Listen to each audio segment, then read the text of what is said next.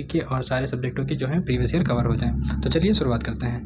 पहला क्वेश्चन है हमारा यहाँ पर, पारिस्थितिकी तंत्र का उदाहरण क्या है? पहला ऑप्शन है वायु, दूसरा हो जाएगा तालाब, तीसरा हो जाएगा जल, चौथा हो जाएगा मृदा। आपको बताना है कि परिस्थिति तंत्र का उदाहरण है यहाँ पर कौन सा हो जाएगा? ऑप्शन नंबर बी तालाब हो जाएगा। कौन सा हो जाएगा? बी वाला, बिल्कुल सही जवाब। अगले क्वेश्चन की ओर चलते हैं जो कि है प्रश्न नंबर 2। यहाँ पर कहा गया है निम्नलिखित में से कौन सा जीवीय कारक नहीं है? पहला ऑप्शन है हमारा पौधे, दूसरा है जंतु या फिर सूक्ष्म जीव या फिर प्रस्तर। आपको बताना है निम्नलिखित में से कौन सा जीवीय कारक नहीं है। तो यहाँ पर हो जाएगा हमारा ऑप्शन नंबर डी यानी कि प्रस्तर। अगला क्वेश्चन है हमारा प्रश्न नंबर 3। यहाँ पर कहा गया अधिकतर पेड़ पौधे पाए जाते हैं। पहला ऑप्शन है हमारा स्थल मंडल में, दूसरा है जल मंडल में, तीसरा हो जाएगा वायुमंडल में या फिर चौथा हो जाएगा हमारा प्रकाश मंडल में। आपको बताना है यहाँ पर सही जवाब क्या हो जाएगा। अधिकतर पेड़ पौधे पाए जाते हैं ऑप्शन नंबर ए स्थल मंडल में। अगला क्वेश्चन है हमारा प्रश्न नंबर 4। यहाँ पर कहा गया है अन्य मृत जंतुओं पर जीवन निर्वाह करने वाले प्राणियों को कहा जाता है। पहला ऑप्शन है हमारा पैरासाइट, दूसरा है डिकम्पोजर, तीसरा है स्कैवेंजर या चौथा हो जाएगा ओमनीवोर। आपको बताना है कि यहाँ पर सही आंसर कौन सा हो जाएगा। तो यहाँ हमारा सही आंसर हो जाएगा स्कैवेंजर। ठीक है, अब तक अपनी वीडियो को लाइक ना किया हो, चैनल को सब्सक्राइब नहीं किया हो तो जरूर कर दें। कमेंट सेक्शन में अपने जवाब जरूर देते हैं जिससे आपको अपने बारे में पता चल जाए कि आपको कितना आता है। अगला क्वेश्चन है हमारा प्रश्न नंबर 5। यहाँ पर है सीएनजी का पूर्ण रूप क्या है? पहला आंसर है हमारा क्लीन नेचुरल गैस, दूसरा हो जाएगा कंप्रेस्ड नेचुरल गैस, तीसरा हो जाएगा कार्बोनेटेड नेचुरल गैस या फिर ऑप्शन नंबर डी हो जाएगा हमारा कंपाउंड नेचुरल गैस। तो आपको बताना है यहाँ पर सही आंसर कौन सा हो जाएगा।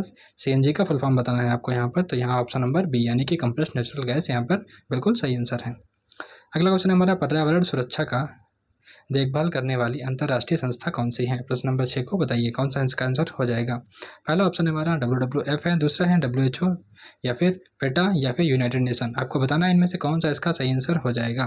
तो यहाँ पर जो हो जाएगा हमारा ऑप्शन नंबर डी यानी कि UN हो जाएगी, जो कि पर्यावरणीय सुरक्षा की देखभाल करने वाली अंतर्राष्ट्रीय संस्था है। अगला क्वेश्चन है हमारा प्रश्न नंबर 7। यहाँ पर कहा गया कीटनाशकों के अत्यधिक उपयोग से क्या होता है? पहला ऑप्शन है हमारा वायु प्रदूषण, दूसरा होता है ध्वनि प्रदूषण या फिर ऑप्शन नंबर सी हो जाएगा हमारा जल प्रदूषण, ये ऑप्शन नंबर डी ये सभी। आपको बताना है यहाँ पर कौन सा इसका सही हो जाएगा। तो यहाँ पर हमारा सही हो जाएगा ऑप्शन नंबर सी यानी कि जल प्रदूषण। अगला क्वेश्चन है हमारा प्रश्न नंबर 8। यहाँ पर कहा गया जल का अवशोषण करने वाली लवण को क्या कहते हैं? पहला ऑप्शन है हमारा हाइड्रोस्कोपिक लवण या फिर एनहाइड्रेटेड लवण या फिर हाइड्रोफिलिक लवण या फिर ऑप्शन नंबर डी हो जाएगा हाइड्रोफोबिक लवण। आपको बताना है इनमें से जल का अवशोषण करने वाले लवणों को क्या कहते हैं।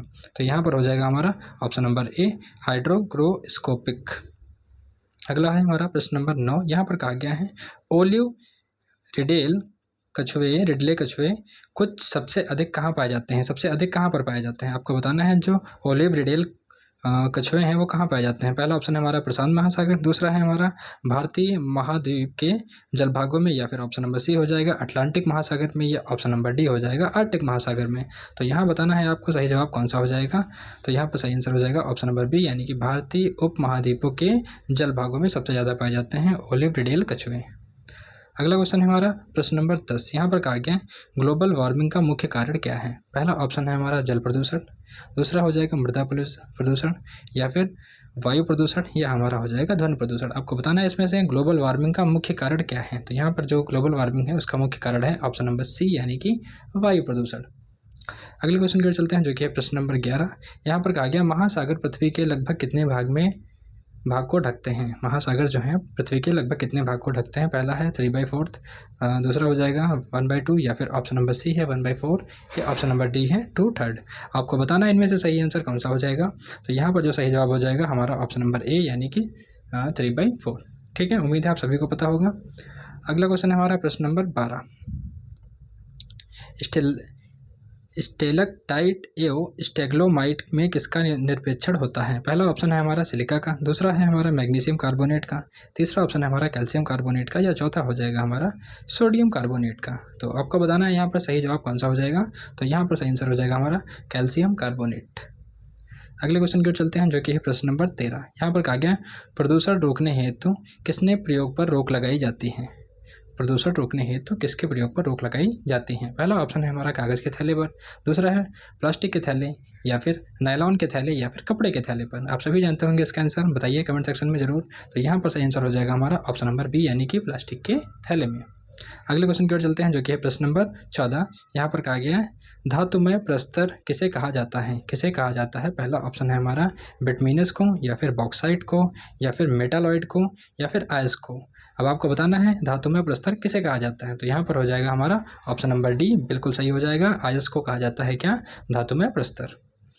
अगला क्वेश्चन है हमारा प्रश्न नंबर 15। यहाँ पर कहा गया है पेड़ पौधे प्रदूषण घटाते हैं क्योंकि वे किसका अवशोषण करते हैं। पहला ऑप्शन है हमारा सल्फर डाइऑक्साइड का, दूसरा है कार्बन डाइऑक्साइड का, या फिर तीसरा हो जाएगा कार्बन मोनोऑक्साइड का, या फिर ऑप्शन नंबर डी हो जाएगा हमारा नाइट्रोजन का।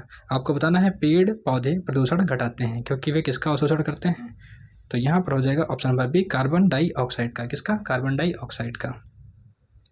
अगला क्वेश्चन है हमारा प्रश्न नंबर 16। यहाँ पर कहा गया है भूकंप की तीव्रता किससे मापी जाती है। पहला ऑप्शन है हमारा बोफार्ट पैमाना, या फिर डेसिबल, या फिर ऑप्शन नंबर सी है न्यूटन, या फिर ऑप्शन नंबर डी है रिक्टर पैमाना।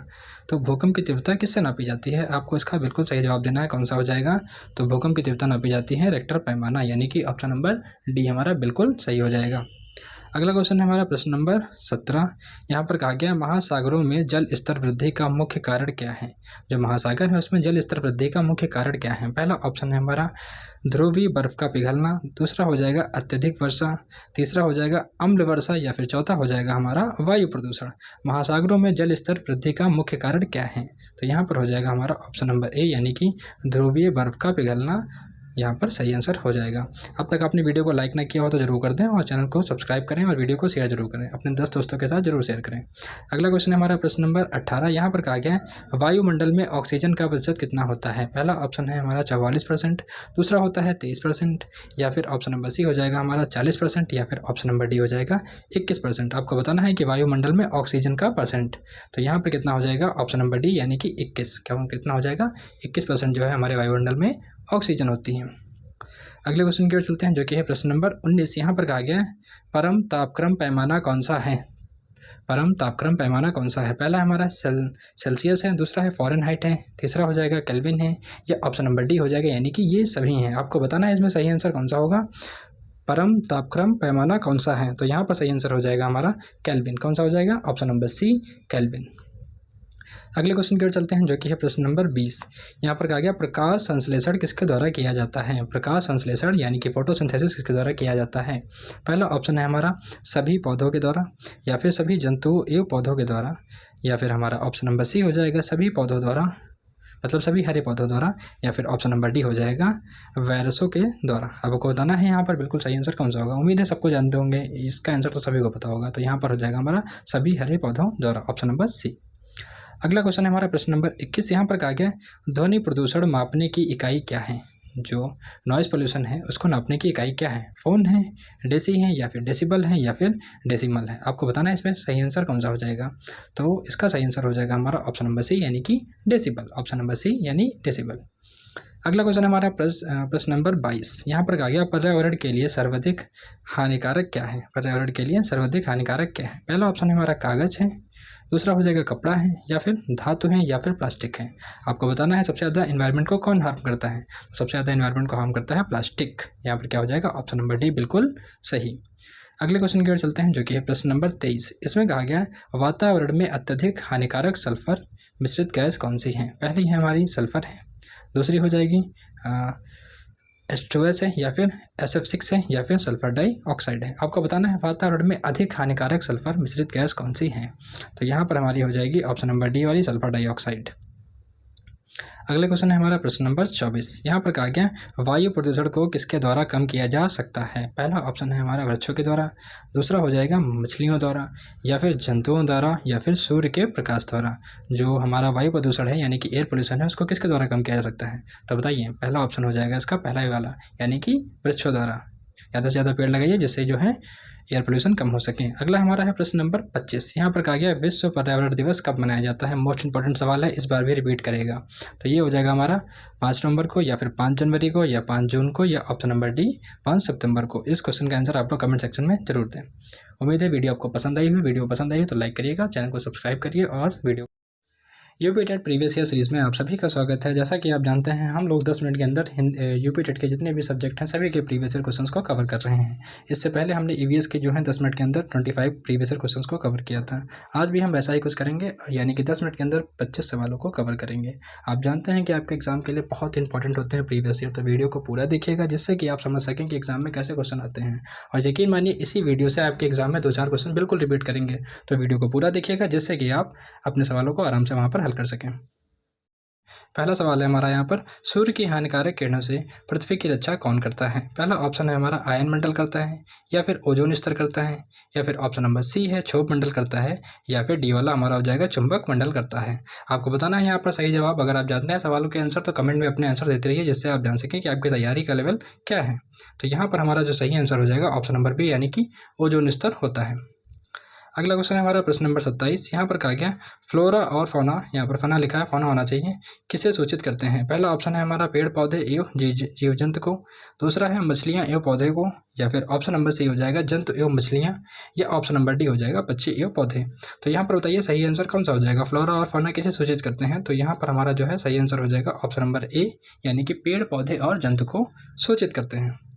अगला क्वेश्चन है हमारा प्रश्न नंबर 28। यहाँ पर कहा गया भारत के किस राज्य की कोई समुद्री सीमा नहीं है? भारत के किस राज्य की कोई समुद्री सीमा नहीं है? पहला ऑप्शन हमारा गुजरात, गोवा, राजस्थान और महाराष्ट्र। ऐसे क्वेश्चन को सॉल्व करने के लिए आप 2-4 बार जो है मैप को देख लीजिए। अच्छे से मैप को देख लेंगे, आपके दिमाग में जो है छप जाएगा कौन सा राज्य कहाँ पर है, जिससे आप यहाँ पर आसानी से सवाल के जवाब दे पाएंगे।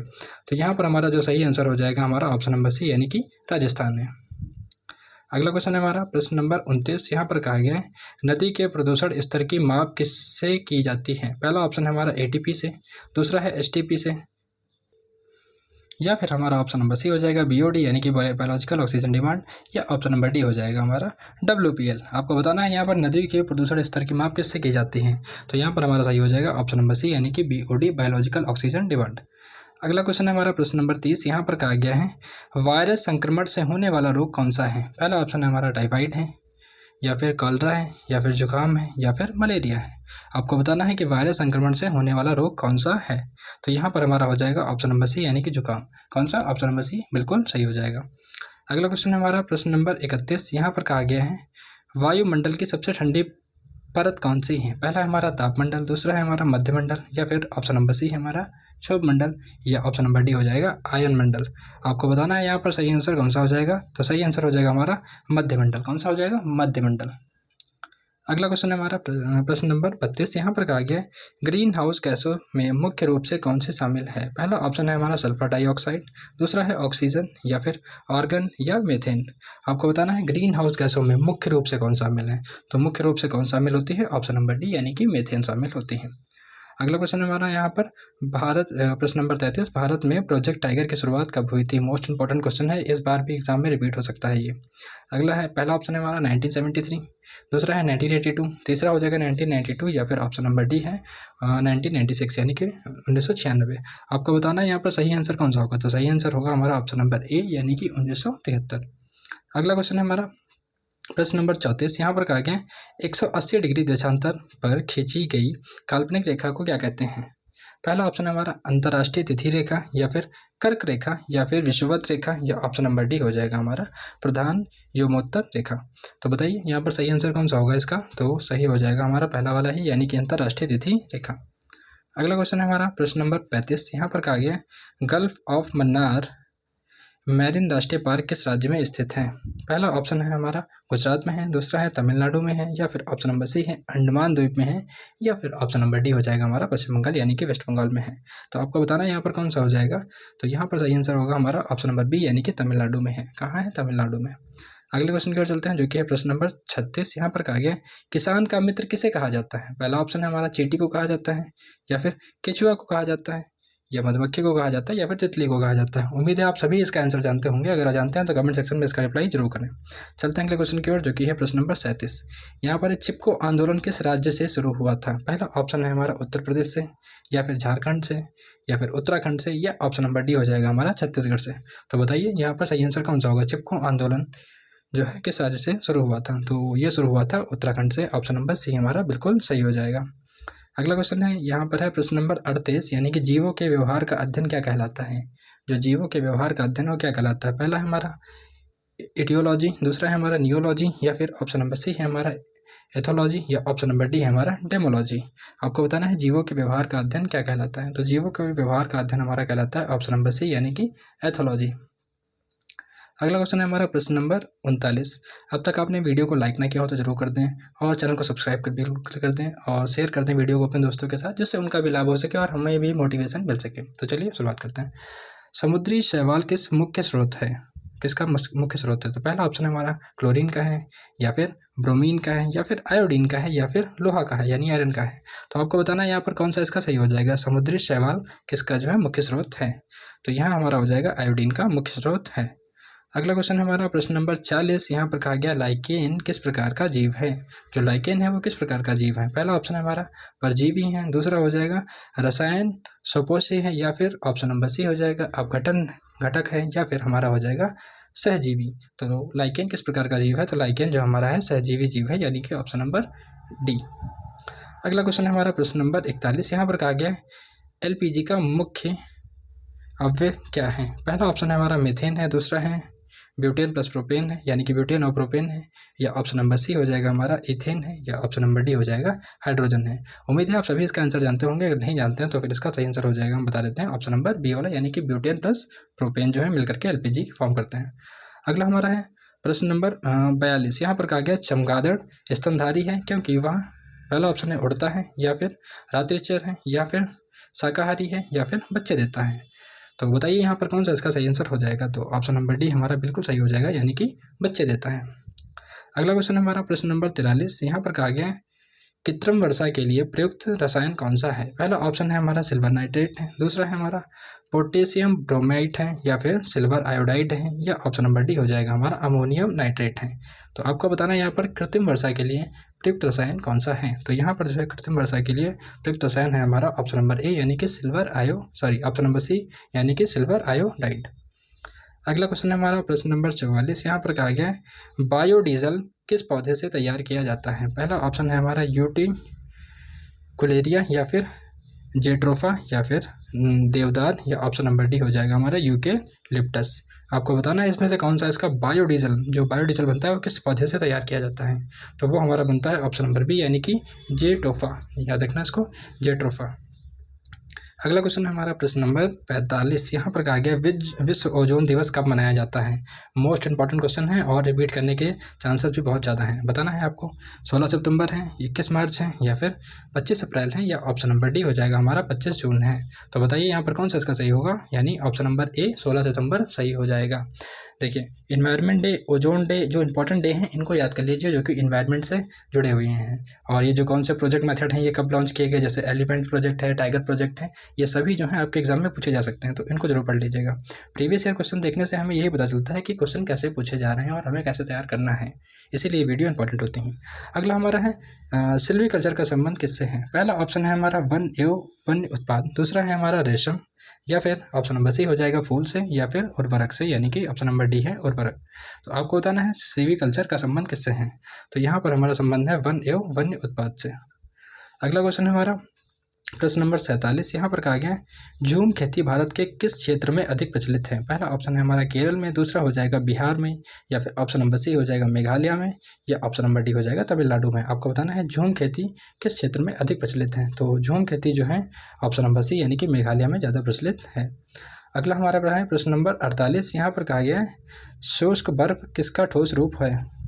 पहला ऑप्शन है हमारा अमोनिया का, दूसरा है कार्बन डाइऑक्साइड का, या फिर नाइट्रोजन का, या फिर ऑप्शन नंबर डी हो जाएगा हमारा ऑक्सीजन का। तो आपको बताना है शुष्क बर्फ किसका ठोस रूप है। तो यहाँ पर हो जाएगा हमारा प्रश्न नंबर बी यानी कि कार्बन डाइऑक्साइड का जो है ठोस रूप है।